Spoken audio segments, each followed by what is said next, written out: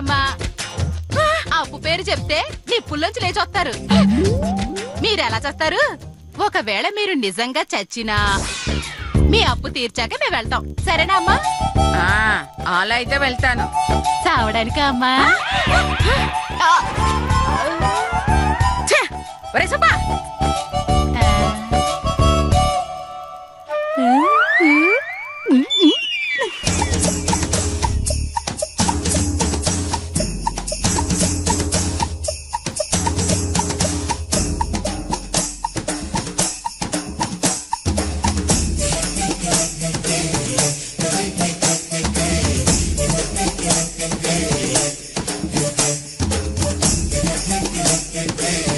బండి రెడీయా? పోదామా? వెళ్దామమ్మా. ఒరే సుబ్బా, ఏంట్రా ఇది? టైర్ పంక్చర్ అయింది. ఏంటమ్మా ఈ అపశకనాలు? ఇవి అపశకనాలు కాదురా, నన్ను ఆపేసే కుణాల్లా ఉంది. అమ్మో, ఈ రోజు బయటికి వెళితే ఖచ్చితంగా ఏదో జరుగుతుంది. పొరపాటును కూడా వెళ్ళను.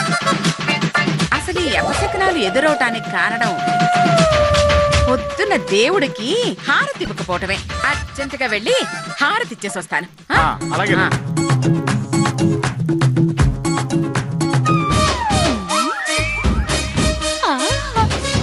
ఇన్ని అపశకనాలు ఒకేసారి వచ్చాయంటే అనసూయకి బ్యాడ్ బకెట్ దగ్గర పడిపోయినట్టుంది.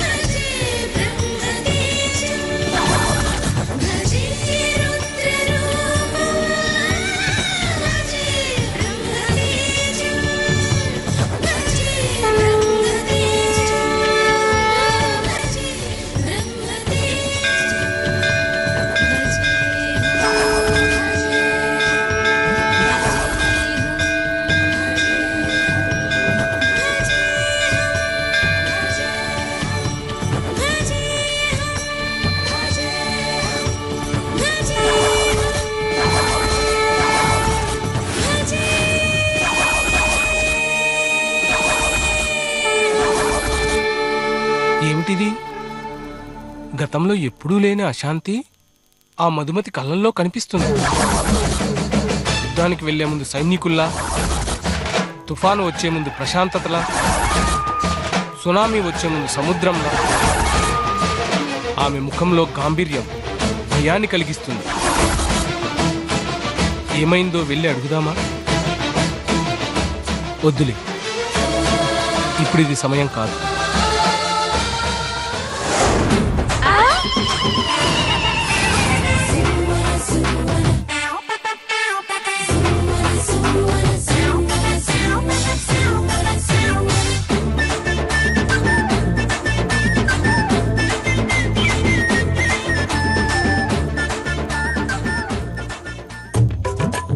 నాకు తెలుసు ఈ రోజు ఏదో బాగా లాభం వచ్చుంటుందని, అందుకే అంత కర్పూరం వెలిగించారు.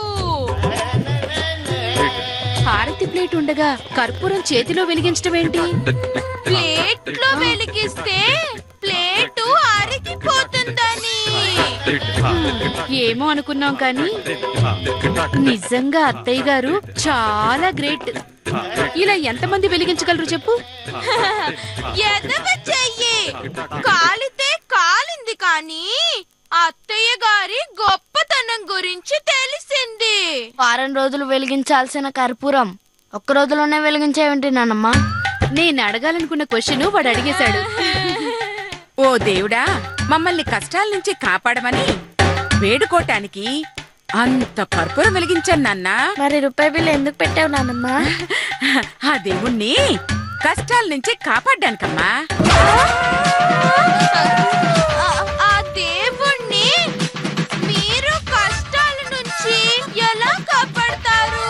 చూడు, ఇప్పుడు నేను హారతి చేతిలో ఇస్తే అందువల్ల నా చెయ్యి కాలితే పైసా ఖర్చు లేకుండా ఆ నొప్పి తగ్గించమని ఏడిస్తే ఆ నొప్పి పోగొట్టుకోవడానికి మళ్ళీ ఆ దేవుడికి కర్పూర హారతి ఇవ్వాలి. అందుకే చేతిలో వెలిగించి ఆయన్ని కష్టాల నుండి నేను కాపాడాను.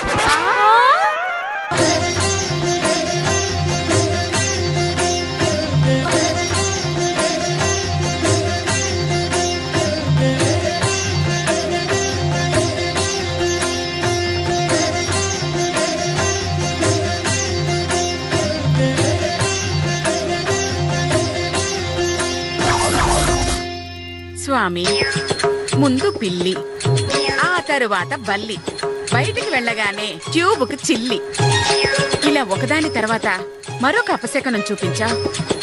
నన్ను బయటకు వెళ్లకుండా ఆపి గండాల నుంచి కాపాడావు.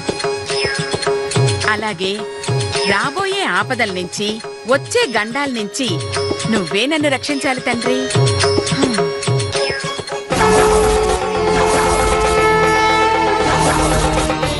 స్వామి, లోకంలో పాపాలు పెరిగిపోయినప్పుడు, దుర్మార్గం రెచ్చిపోయినప్పుడు, అధర్మం అహంకారంతో రాజ్యమేలినప్పుడు మీరు ఏదో అవతారంలో వచ్చి దుష్ట సంహారం చేసి ధర్మ సంస్థాపన చేశారు.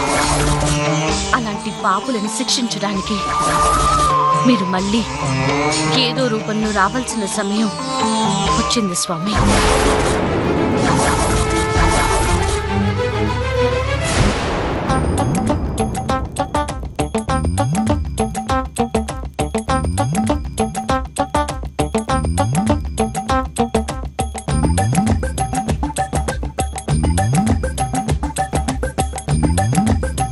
అమ్మా, ఆ. Tyre puncture వేయించుకొచ్చానమ్మా.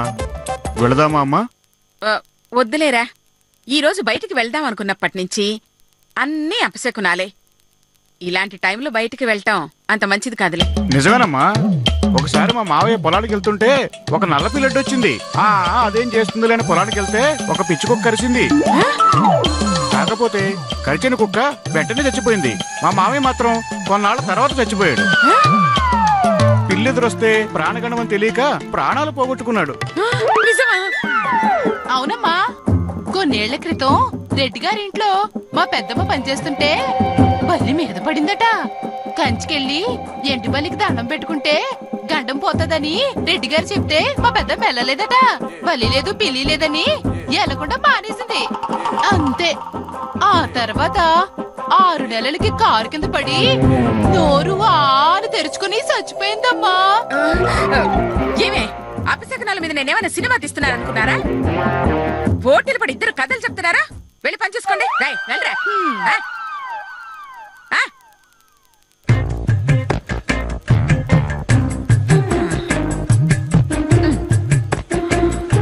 ఓరి దేవుడు, నాకేదో మూడినట్టుంది. అందుకే అపశకనాలన్నీ గుంపుగా ఒకేసారి ఎంట్రీ ఇచ్చాయి. ఏం జరగబోతుందో ఏమో.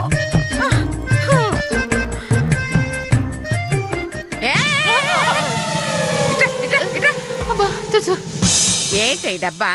గోధుమ పిండి డబ్బా అమ్మా, పారడానికి వెళ్తున్నాను. గోధుమ పిండి పారేస్తావా?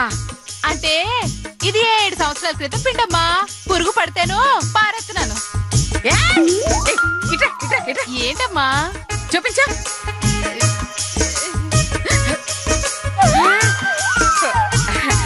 అవునే, పాడైపోయింది. పారేయమంటారమ్మా?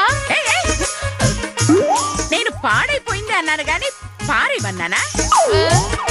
అసలు జీవితంలో పారేసేదంటూ ఏమీ ఉండదే. వాడుకోవటం చేత కాకపోవటం తప్ప. ఇప్పుడు దీన్ని ఎలా వాడబోతున్నారమ్మా?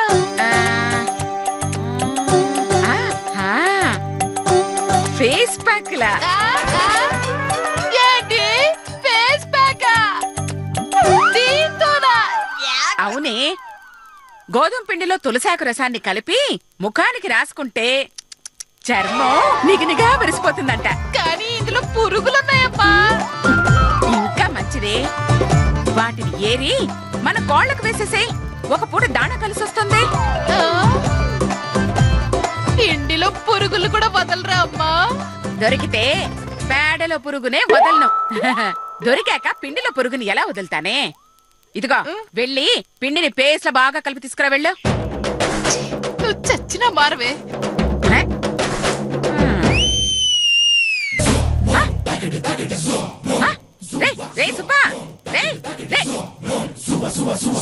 అమ్మా చెట్లకు నీళ్ళు ఎక్కువ పోయికో. ట్యాంక్ నింపలేక కరెంటు బిల్లు వాచిపోతుంది. అలాగేనమ్మా. మోటార్ వేసి 10 ఏళ్ళు అవుతుంది. ఇక కరెంటు బిల్లు ఎలా వస్తుంది? నీ పిసినార ముఖం మీద పిడకల కొట్ట. మనసులో తిట్టింది ఆపి పంచుడు. అలాగేనమ్మా. అమ్మో, కొంచెం జాగ్రత్తగా ఉండాలి.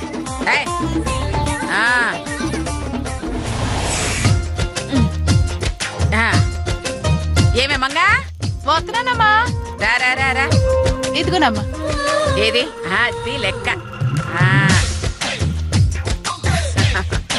అయ్యో సరేలే.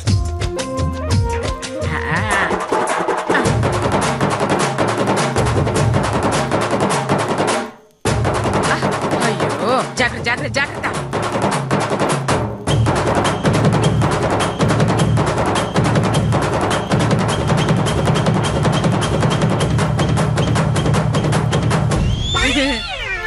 ఇప్పుడు ఎలా ఉన్నానే? అచ్చు దెయ్యల్లా కాకుండా గ్రామ దేవతలా ఉన్నారమ్మా.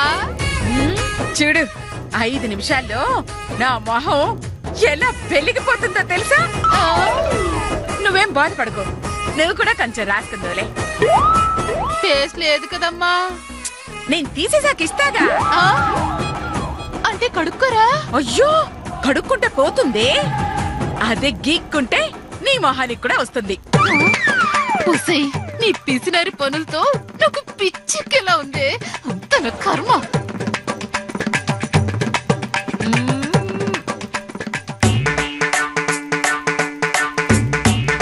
ఇక్కడ పాతే ఎలా ఉంటుంది బోర్డు ఈ చివర. నమస్కారం బాబు.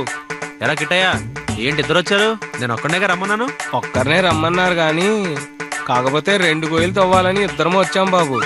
ఇద్దరు కాకపోతే 20 మంది తవ్వండిరా, కానీ నేను కూలి మాత్రం ఒక్కడికే ఇస్తాను. అయితే ఒక 600 ఇప్పించండి బాబు. ఏంటి 600? హలో, నేను బోరు తవ్వమనలేదు, బోర్డు పాత్రానికి చిన్న గొయ్యి తవ్వమన్నాను. 600 అంటే కష్టం. సరే, ఎంత ఇస్తారో మీరే చెప్పండి బాబు. ఓ 50 ఇస్తా, సరిపోతుందా? అయితే చెరో అంగుళం తగ్గుతాం, సరిపోతుందా? ఏంట్రా కామెడీ చేస్తున్నావా? నేను అంతే ఇస్తా. ఇష్టం ఉంటే పని చేయండి, లేకపోతే వద్దులే బాబు. మీ 50 మీ దగ్గర ఉంచుకొని ఇక్కడే బిల్డింగ్ కట్టేసుకోండి. పదరా పోదాం. ఏంట్రా అంత ఎటకారమా? రేయ్, నువ్వు లేకపోతే మేము పాతుకోలేమా? పాతుకుంటాము స్వచ్ఛ భారత్.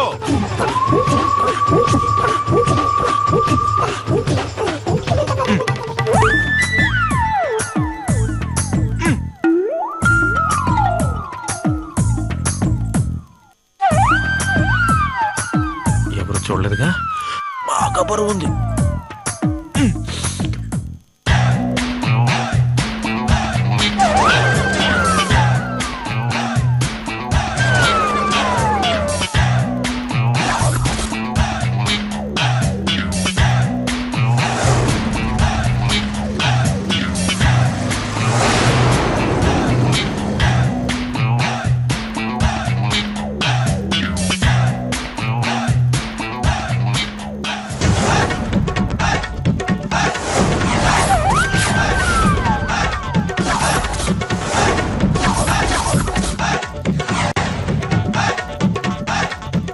మన చేతి ఏంట్రా గొయ్యితో అవుతున్నాడు? ఎందులోనో లాస్ వచ్చి ఉంటుంది. ఆ లాస్ పూడిందాక వాళ్ళమ్మ తిండి పెట్టను అని ఉంటుంది. పాపం ఆకలికి తట్టుకోలేక ఇలా గొయ్యలు తవ్వుతున్నాడు రా. నో, మనం ఉండగా వాడికి అలాంటి పరిస్థితి రాకూడదురా. పదరా వెళ్దాం. ఓకే పద. చేతు చైతు, ఒరే చేతు, కైలాస శిఖరాన కొల్లు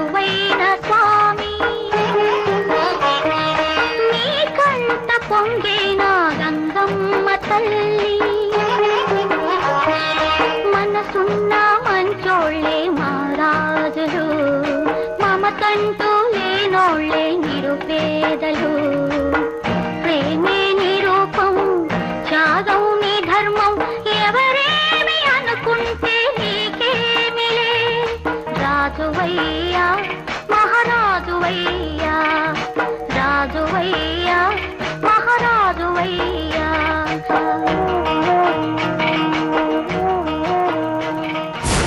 మీరు ఇక్కడికి వచ్చారేంట్రా? ఏంట్రా ఏంట్రా ఇదంతా? మేమున్నాం అనుకున్నావా చచ్చామనుకున్నావా? పబ్బులకు వెళ్ళేటప్పుడు హోటల్లో పప్పు రుబ్బుతున్నప్పుడు తప్ప ఇలాంటప్పుడు మేము గుర్తుకురామా? రేయ్ మీరు అసలు ఏం మాట్లాడుతున్నారు నాకు అర్థం కాదురా, కానీ మాకు మొత్తం అర్థమైందిరా. మేముండగా నీకు ఎలాంటి కష్టం రానివ్వమురా. ఫ్రెండ్షిప్ అంటే ఫేస్బుక్ లో హాయ్ చెప్పడం, వాట్సాప్ లో బాయ్ చెప్పడం కాదురా. ఫ్రెండ్స్ కోసం గుయ్యి కాదు, అవసరమైతే నుయ్యి కూడా తవ్వాలి. దట్ ఈస్ ఫ్రెండ్షిప్ అంటే. ఒరేయ్, స్నేహం అంటే బర్త్డేకి గ్రీటింగ్స్, బారు షాప్ లో మీటింగ్స్ మాత్రమే కాదురా, అవసరమైతే ఇలా దిగ్గింగ్స్ కూడా చేయాలరా. రేయ్ తొమ్మరా.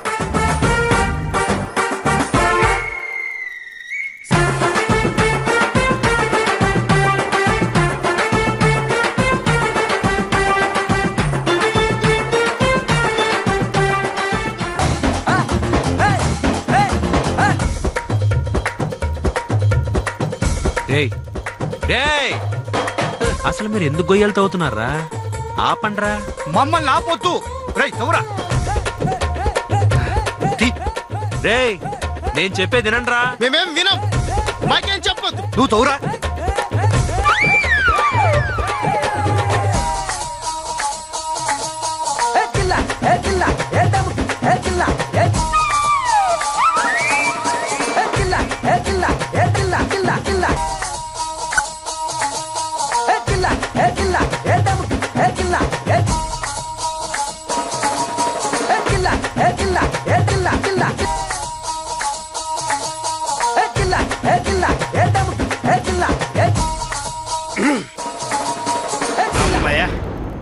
అయిపోయిందిరా, గొయ్యి తవ్వేశాం, నువ్వు అన్నట్టు బోర్డు కూడా పాతేశాం. కాబట్టి నీకు మీ అమ్మ అన్న పెట్టేసిదిగా. తవ్వకపోయినా పెడుతుందిరా. మరి ఇక్కడ గొయ్యి ఎందుకు తవ్వినట్టు? నాన్నా బుజ్జి రా, నువ్వురా. అటు చూడండి రా.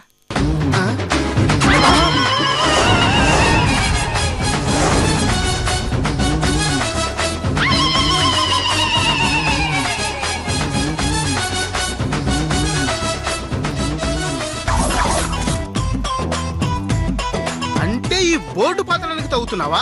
యా, దానికైతే కూలీ వాళ్ళని పెట్టుకోవచ్చు కదరా. రే వాళ్ళకి మరీ ఆశ ఎక్కువరా. మీరు తవ్విన గొయ్యలకి వాళ్ళు 600 అడిగారు, నేను 50 ఇస్తాను. వద్దని వెళ్ళిపోయారు. సర్లే నేనే తవ్వుకుందాం అనుకునే లోపు మీరు వచ్చారు, ఫ్రెండ్షిప్ కొద్దీ తవ్వేశారు. జన్మ. కూలోడికి డబ్బులు ఇవ్వాల్సి వస్తుందని నువ్వేదో తవ్వుకుంటుంటే నువ్వేదో కష్టపడిపోతున్నావు అనుకుని మేమిద్దరం టెంప్ట్ అయిపోయి చేశాం కదరా. అసలు తప్పు నీది కాదురా. నీ కక్కుర్తి తెలిసి కూడా మేమిద్దరం ఓవర్ గా రియాక్ట్ చూడు. మాది. ఏడవకండ్రా, మీ కష్టమే ఉంచుకోను. సాయంత్రం మీ ఇద్దరికి 2 గ్లాసులు మినరల్ వాటర్ ఇప్పిస్తాను. చూసారుగా, ఇదా మధుమతి ఇల్లురా. ఇప్పుడు మా హ్యాండ్ ఓవర్ లోకి వచ్చింది. ఒకప్పుడు ఆ రాక్షసి తిరిగిన ఈ ఇంటి ముందు మా అమ్మ పేరుతో ఉన్న బోర్డు చూస్తుంటే అబ్బా నిజంగా నాకు చాలా ఆనందంగా ఉందిరా. వెంటనే ఈ విషయం మా అమ్మకి చెప్పి మా అమ్మ కళ్ళల్లో ఆనందం చూడాలరా. నేను వస్తాను, బాయ్. పనిచేస్తుంటే అలుపు సల్పే ఉండదు.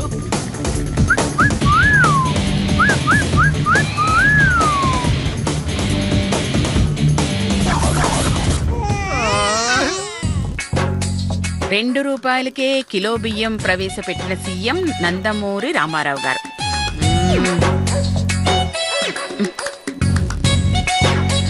చిరంజీవి జగదేక వీరుడు అతిలోక సుందరి సినిమా టికెట్ దొరకలేదని అభిమాని ఆత్మహత్యాయత్నం.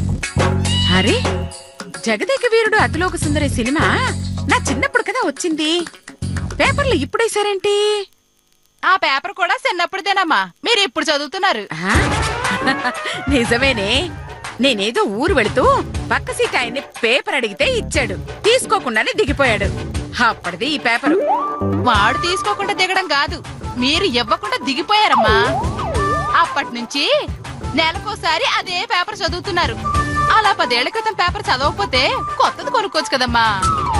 కొత్త దానిలో మాత్రం న్యూస్ ఏముంటాయే? దీనిలో ఉన్నట్టే మద్దర్లుంటాయి.